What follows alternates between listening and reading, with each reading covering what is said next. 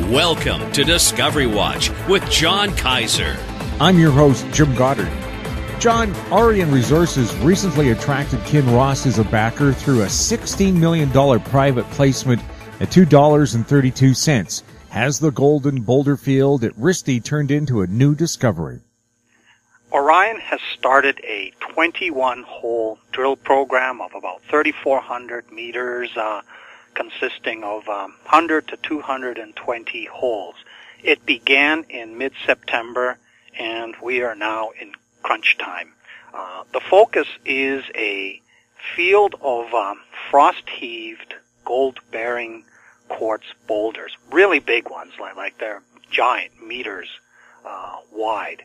And they're in this sort of forested area surrounded by overburden and so on, and they have not really been able to get into bedrock and trench it to see what exactly it looks like. So they've got these boulders strewn over an 1,100-meter segment of a sort of a kilometer-wide northeast-southwest trending corridor covering these Kumpu conglomerate rocks. Now, this is a very interesting play. It's part of the Central Lapland Greenstone Belt in Finland, and the scale of it is comparable to the Destor Porcupine Fault in the Abitibi, which hosts the 72 million ounce Timmins Gold District. And they're seeing similar type of host rocks. And the goal now is to go in there and drill these holes and see where exactly are these quartz boulders coming from in the bedrock. What is the orientation of the veins? How do you start delineating a resource? Now, these boulders are phenomenal because they've sampled them and they've got grades as high as 81 ounce per ton from a boulder. And of the 717 boulders they sampled, the average grade worked out to just over 1 ounce per ton. So the stock has been as high as almost 350.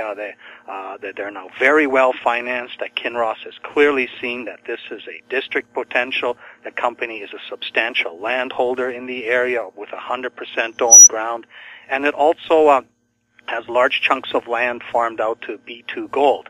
So this program here is going to go a long way to telling us whether we have an extensive, high-grade new gold discovery similar in style to what we see in the Timmins district. Your favorite scandium company announced acquisition of a scandium deposit in Finland. Is this a new discovery that makes a difference for a junior that's supposed to be raising $100 million to help develop the Nugget deposit in Australia? Jim, I have to admit I was a bit taken aback when Scandium International announced on Monday that it has a so-called reservation right to apply for an exploration license covering the Kinevimi deposit in Finland. And this is in the southern part of Finland.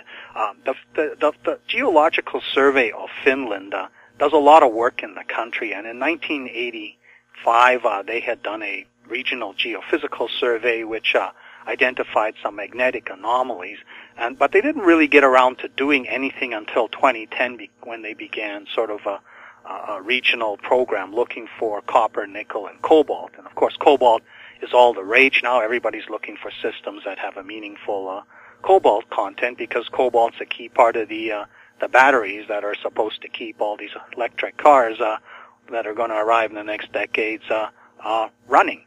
Now, what they found instead was basically an iron deposit of running 25 to 35% iron, and that wasn't very interesting. But then they observed that in a portion of this deposit, there was an enriched scandium component. And so they drilled enough holes to put together a resource estimate, and it turns out that there's 11.1 million tons of about 173 ppm at 150 ppm cutoff. Now that grade is generally regarded as too low to profitably produce scandium oxide and sell it at $2,000 per kilo as Scandium International is proposing to do with its Nugget deposit. But what the Geological Survey had also done was a metallurgical study involving crushing and gravity magnetic separation. and discovered that they could increase the grade of the concentrate up to about 300 and something ppm, and this was just under a third of the original mass. So the Scandium International group went in there, got some samples, and did their own studies, and didn't quit numbers quite as good, but were able to establish that they could lose half of the rock simply through crushing and gravity and magnetic separation.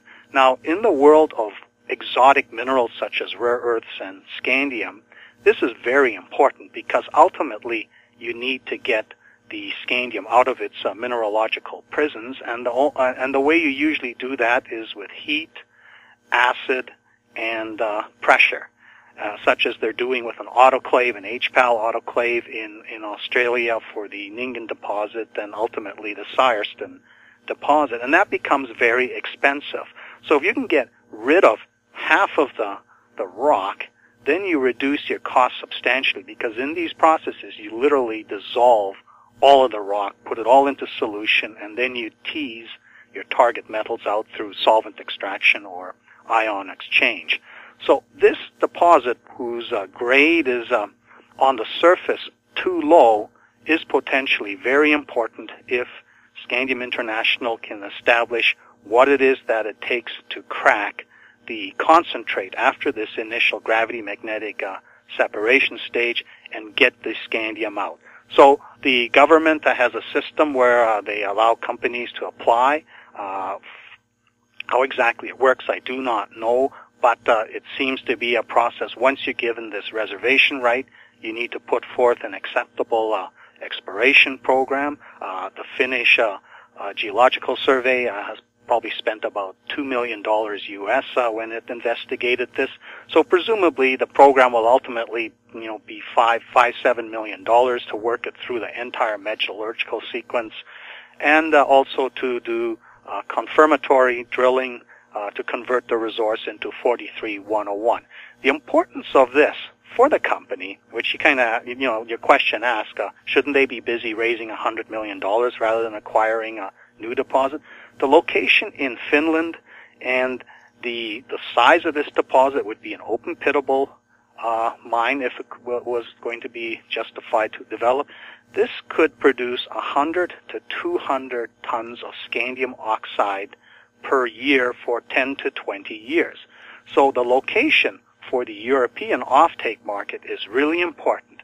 This wouldn't be developed until 5 years from now, but if Nugget works and Scandium International does develop an offtake market for scandium as the perfect marriage partner for aluminum, then this project could be brought into production next without needing to increase the Nugget deposit itself, and it would be right in the backyard of a major market. They would not have to worry about security of supply issues coming all the way from Australia. So it is a very important strategic accomplishment for Scandium International, though of course right now what the market really wants to see is the closing of the 20% acquisition, an offtake agreement for the proposed Nugget production, and how this $100 million is going to be raised to put Nugget into production.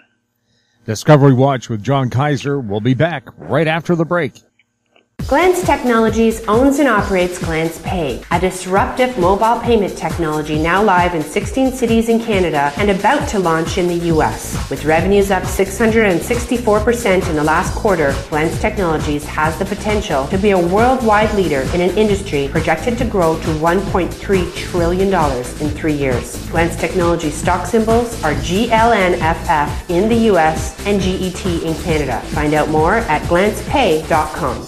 I'm Larry Ray, President and CEO of American Manganese Inc., listed on the TSX Venture, ticker symbol AMY, A-M-Y, with proprietary patents in the U.S., China, and South Africa. Our focus is on recycling lithium-ion batteries for electric vehicles. China recently legislated the responsibility for recycling onto their electric vehicle manufacturers and importers. For more information, please visit AmericanManganeseInc.com or phone me, Larry Ray, at 778-574-4444. Welcome back. We're chatting with John Kaiser.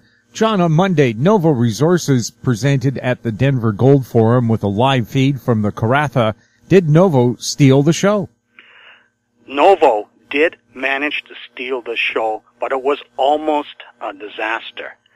Personally, I thought Quentin Hennig was insane in front of all these people in Denver, the mining industry, the fund managers, the analysts, to attempt to pipe a live feed from the Karratha project, where I know from having personally been there, the connections, the cell connections, and that can be very sketchy. But even worse, when I was down there, I saw Quentin Hennig spend 10 minutes working up an enormous sweat with a pile of rocks that the metal detector had said these are going to have gold nuggets in there. He spent 10 minutes bashing at them until he finally teased out the nuggets to prove, yes, here is what it is. It was not at all like that famous viral video on July 12th where they jackhammer open this loose this piece of rock, flip it over, and there's this enormous gold nugget. So I said, well, if they could pull this off in this live feed from Karratha, that would be fantastic. But from having watched it in action, it isn't always that simple. So the show, they basically had a 15-minute slot to do this. And unfortunately, one of the workers with his metal detector wasted way too many minutes sweeping the detector over all these pink circles that they had drawn just to demonstrate, yes, here it beeped and all that. And then they had these guys go to work with the jackhammers. And I think they were already sensing that they were running out of time because they were leaning into their jackhammers, which is really unproductive, and the rocks weren't even popping loose very easily. And you could feel the stress. They got one open, but the watermelon seed shape, the thing popped out, and you could clearly see that this is not what they wanted. They wanted to show it embedded in the rock. So they continued to go away, and they're having trouble finding one and breaking it open, and then somebody lunges in front of the camera with one that they had found from the other hole where they were working. And then all of a sudden, the guy in the background lunges up with a sort of 3/4 ounce nugget to show in the camera. And it all looked like almost, wow, these guys were running out of time. Did they have a backup plan in their back pocket? So it left kind of a bit of a, sense that this Houdini trick had turned into a bit of a disaster. However, I've seen this stuff in action. Those circles on those rocks indeed hide gold nuggets. And I think the point they made is that these nuggets are present over this very large area where they've stripped the conglomerate bed clear. And if you give us enough time, not just a sort of 12, 14-minute segment, we will deliver you a nugget from all of these locations. So the show was a hit. The stock responded positively. And I've got a Kaiser Media Watch blog where you can easily click on that video and see for yourself, try and figure out did it actually come from the ground, or did they get it out of the ground earlier. But definitely get the sense that this was a major success pulling this off live, very gutsy. And I asked myself, why would Quentin risk embarrassing himself in case they didn't find anything right away within the time allotted? Well, I think it's because he already knows that in 3 weeks, when they start getting results from the drilling and that, which just started this week, he's going to have the proof right there. So even if they laughed him off the stage in Colorado Springs, he would have the last laugh in less than a month. Is the Pilbara region showing signs of an area play? The Australian companies, which have been in the area for a long time, are starting to wake up to what has been under their noses the whole time. A company I'd like to introduce as a new Discovery Watch Junior, and this will be the first Australian-listed company, is the Grey Mining Limited. Now, this company has a 100-kilometer strike length of claims that they call the Turner River, Indy group of or land package, and it covers a basement Pilbara craton, like the old greenstone rocks, which have a big, long regional shear in it. That you might compare it to, say, the big fault structures in the Timmins district, except it doesn't have anywhere near the gold that the greenstone belts and the Abitibi, the fault structures in the Abitibi have. So they've assembled a resource of about maybe 1 million ounces of this sort of 1 to 2 gram per ton material, and they've been focused on that for a long time. And when all this fuss started hitting about a month and a half ago, they went and looked closer at their holdings and realized that, they appear to have accidentally staked some of this basalt material that appears to be sitting on top of conglomerate beds. Now, these guys are about 130 kilometers east of Purdy's Reward, where the Karatha live show took place on Monday. And what they found was, in essence, it's almost like a scab, a leftover scab of Mount Rowe basalt.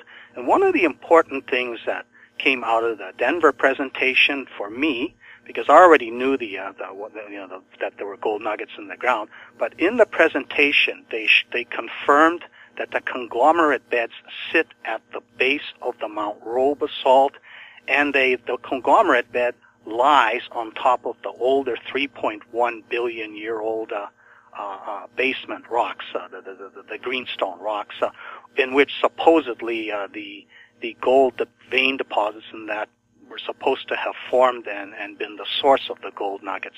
And this is, of course, the explanation for Witwatersrand Reef. The WITS 1.0 is all the gold there, the 2 billion plus ounces. It all came from these shear and vein hosted deposits in the hinterland that got eroded away and dragged into the basin and deposited into these reef-like deposits. So the gray, which was halted over the past week, and when it resumed trading, it more than doubled in price, tripled in price. And what they pointed out was that they have roughly a 1,200 meter by 300 meter wide sort of remnant scab with this Mount Rowe basalt at the top and all this blackish rock. And they found evidence at the base where fossicers had dug up nuggets. And so they went and did it themselves, and they do not have definitive proof in the form of that they found nuggets in bedrock. They basically sampled the dirt and the loose rocks that are spilling out from this conglomerate bed at the base of the basalt. But clearly the context is, yes, this is very similar to what's at Purdy's Reward. And I estimated just the footprint of this, there's 1 million tons per meter of conglomerate bed, and they estimate it's 5 to 10 meters.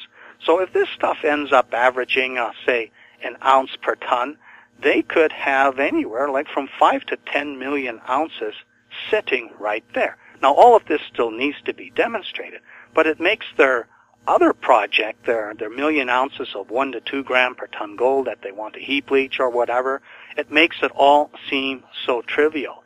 And this little Loudon's patch is actually a fraction of the larger piece that they have. And you go farther south, and the rocks are Pilbara craton rocks, and those are worthless. You have to have a Mount Rowe basalt or younger rocks sitting on top of the Pilbara craton in order to have any shot at having a piece of WITS 2.0. But for me, this news they put out this week was very important because we're seeing over 100 kilometers to the east a very similar phenomenon as we are seeing at Purdy's Reward, and it supports the idea that we do not just have a local freak show at Purdy's Reward and Comet Well, but we have a WITS 2.0 scenario, and it's possible that WITS 2.0 ultimately might be bigger than WITS 1.0. Closing comments from John Kaiser when Discovery Watch returns. Arctic Star Exploration, operated by a team of proven mine finders, is focused on diamonds in Finland and the Northwest Territories of Canada. A work program is planned for our Finland property that contains diamond-bearing kimberlite. Arctic Star trades on the TSX Venture Exchange, symbol ADD, and the Frankfurt Exchange, symbol 82A1. Please visit our website at arcticstar.ca or call us at 604-689-1799. I'm Brian Fowler, president of Blind Creek Resources Limited, listed on the TSX Venture Exchange, ticker symbol BCK.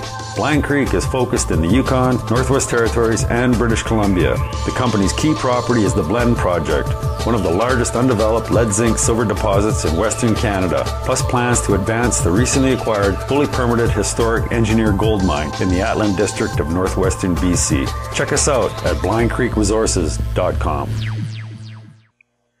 Welcome back. John, have the iron producers on the Hammersley Basin part of the Pilbara Creighton started to wake up to the WITS 2.0 story? The iron producers themselves have no clue. In fact, they're having a great time shipping iron to China. It's a higher quality iron that the Rio Tintos and the BHP's mine. That has actually gone up in price because in China they are trying to clamp back on pollution, so they're shutting down the smelters that use the lower quality iron ore. So the lower quality iron ore has gone down in price while the higher quality ore has gone up in price, and they're just loading up their trains and shipping them up to the Port Hedland and shipping it off to China. So they are still oblivious. But this week, a junior called Chalice Gold Mines woke up to the implications of the WITS 2.0. Now, there's a company called Red Hill Iron. It's ASX listed. It's a sleepy little company, hardly trades, only has trades around 60 cents, and doesn't have your typical huge number of Australian shares out. They have this very large chunk of land sort of on the margin of the Hammersley Basin. And the Hammersley Basin is these somewhat younger rocks that sit on top of the Pilbara Craton. The Pilbara itself is 3 billion years or older, but these sediments starting with the Mount Roe, then the Hardy Sandstone Formation, then the Kailina Basalt, and then other different sedimentary layers. This thick package, it can get up to 4 or 5 kilometers thick to get to the Pilbara basement. At the top of it are these iron formation deposits which are being mined. But on the edges, you can get access to the Pilbara again. And the bias, of course, is these Hammersley Basin rocks, apart from the iron, they're worthless. There's nothing in them. So this Red Iron Hill Company has done a deal with a consortium that includes Baotou Steel and Korea's POSCO to develop these iron deposits that exist on their so-called Red Hill Iron joint venture, and they have a carried interest of they'll end up with 19% when these iron deposits are put into production. All this stuff is at the pre-feasibility level, but it's stalled. It's going nowhere. But a year ago, they optioned all the non-iron rights, 70%, to Chalice Gold Mines, which is interesting because it is a junior that trades on the TSX with the symbol CXN and also on the ASX with the symbol CHN. So here we have our first dual-listed junior, which can give speculators almost 24-hour trading activity. And this company, it auctioned this stuff basically looking for your standard shear vein-hosted gold mineralization. And what, of course, the market realized is because you have to stake these claims as north-south oriented squares, they couldn't avoid staking some of the Hammersley Basin rocks that obscure the Pilbara. So at the eastern margin, the most uninteresting part of that whole land package, and it's a substantial land package that goes for like over 50, 60 kilometers, beginning just south of where Novo did all the staking of what everybody regarded as truly hopeless Hammersley Basin rocks. They have exposure to the edge where it's still going to be the conglomerate horizon, if it's there, is going to be relatively accessible. And they've since gone out and staked more land to the west, which makes no sense to me, but they've managed to find little holes in the staking activity that they have now staked. So this morning, the stock has jumped from sort of 15-cent level Canadian where it was, and last I looked, it was trading at 30 cents.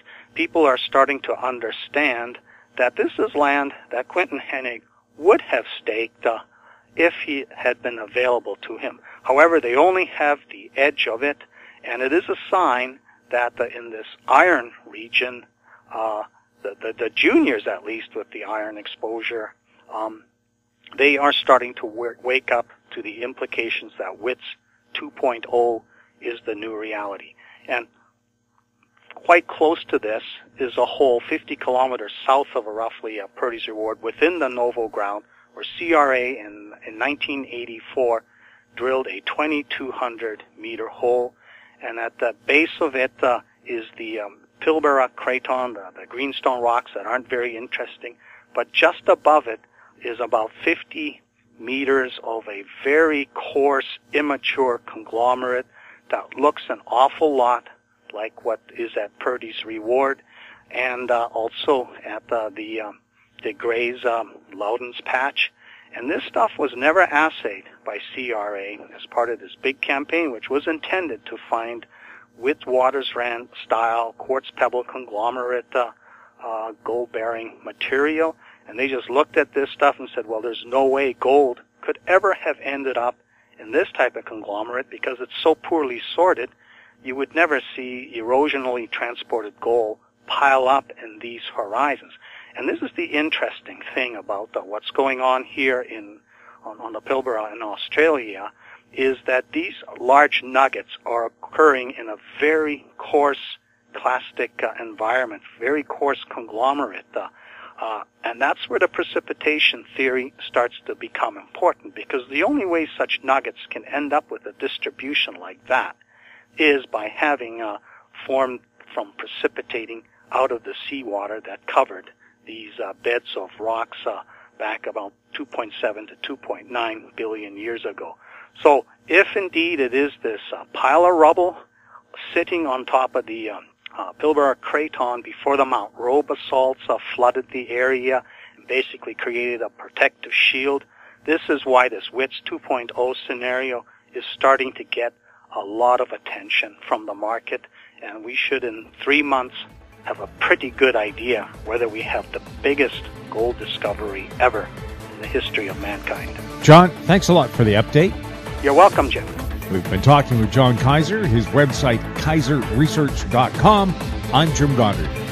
Comments made on Discovery Watch are an expression of opinion only and should not be construed in any manner whatsoever as recommendations to buy or sell any financial instrument at any time. Archived online at howstreet.com. Discovery Watch is a production of How Street Media Incorporated.